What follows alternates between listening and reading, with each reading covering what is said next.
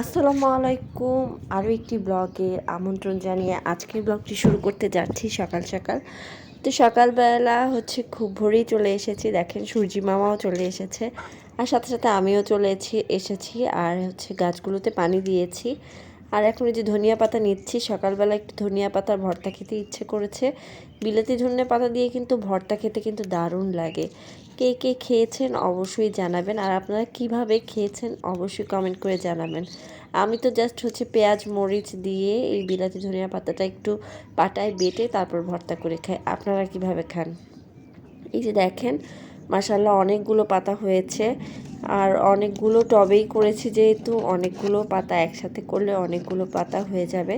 তো আজকে সারাদিন যা যা করছি আসলে সকাল থেকে নিয়ে বিকাল অবধি বা রাত অবধি সেই পর্যন্তই সব কিছু আপনাদের সাথে শেয়ার করব। ভিডিওটি ভালো লেগে থাকলে আর আমার ছাদ বাগান ভালো লেগে থাকলে অবশ্যই লাইক কমেন্ট শেয়ার করতে ভুলবেন না। এই যে দেখেন, একটা ঢ্যাঁড়স হয়েছে, একটাই মাত্র গাছ। আর এই গাছে হয়েছে, গত বছরের গাছ ছিল, তো ভাবলাম এই বছরের বিচি থেকে ভালো একটা ফলন দিবে, বাট না, তেমন একটা ভালোভাবে গাছটা বেড়ে ওঠেনি। আর এই যে দেখেন, আমি চারি টবের থেকে, আর এই তো ছাদ বাগানের ফসল যেহেতু হারভেস্ট করি, তার যত্নও কিন্তু করতে হবে গাছগুলোর।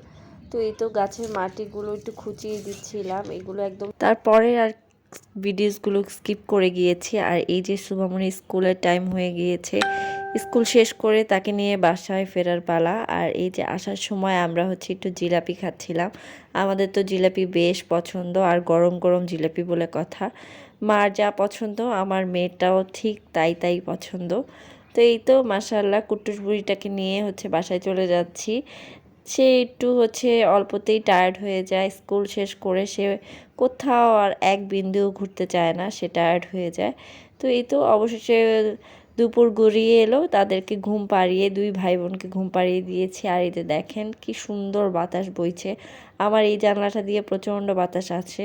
আর এটা শীতের বাতাস, এই যে গাছগুলোর পাতাও নড়ছিল, প্রচণ্ড বাতাস বইছিল। আর এই যে এদিকে দেখেন আম্মু দুপুরবেলা ছাদে এই ড্রামগুলো কাটিং করে নিয়েছে, কারণ গাছ লাগানো হবে, নতুন গাছ এসেছে আমার ছাদে।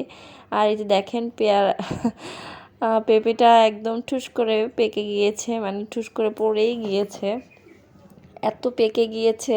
সেদিনও দেখলাম এখনও কাঁচা, বাট একদম ধরতে না ধরতে পড়ে গিয়েছে। মাশাল্লাহ, আমার ছাদ বাগানের প্রথম প্রথম প্রথম হয়েছে এই পেঁপেটা, এত বেশি ইয়াম্মি হয়েছে, এত বেশি মিষ্টি হয়েছে মাশাল্লাহ। আর এই যে দেখেন, সূর্যাস্তটা আমার বাসার এই পাশ থেকে এত বেশি সুন্দর লাগে, এত বেশি সুন্দর লাগে মাশাল্লাহ। আসলে প্রকৃতির সৌন্দর্যগুলো প্রকৃতি প্রেমীরাই বেশি উপভোগ করে থাকে। তো ভিডিওটি ভালো লেগে থাকলে একটা লাইক কমেন্ট শেয়ার করতে কিন্তু ভুলবেন না। আর এই তো ছাদ থেকে নেমে এসে কাপড়গুলো তুলে ফেলছিলাম, যেহেতু সন্ধ্যা হয়ে আসছে। তো এই তো ভিজা কাপড়গুলো তুলে নিচ্ছি, আর প্রচুর কাপড় জমে থাকে, কারণ বাচ্চা কাচ্চা থাকলে আসলে অনেক কাপড় ধুতে হয়, সারা দিন কম বেশি ধুতে হয়। আর এই যে নিচে দেখেন বাচ্চাগুলো খেলছিল, ওরা কুতকুত খেলছিল, কার কার পছন্দের ছিল। একসময় প্রচুর খেলতাম, আর এখন এসবের সময়ই পাই না। বাচ্চাদেরকে দেখে খুব ভালো লাগছিল, ওরা নিচের এই জায়গাটাতে প্রতিদিন খেলে।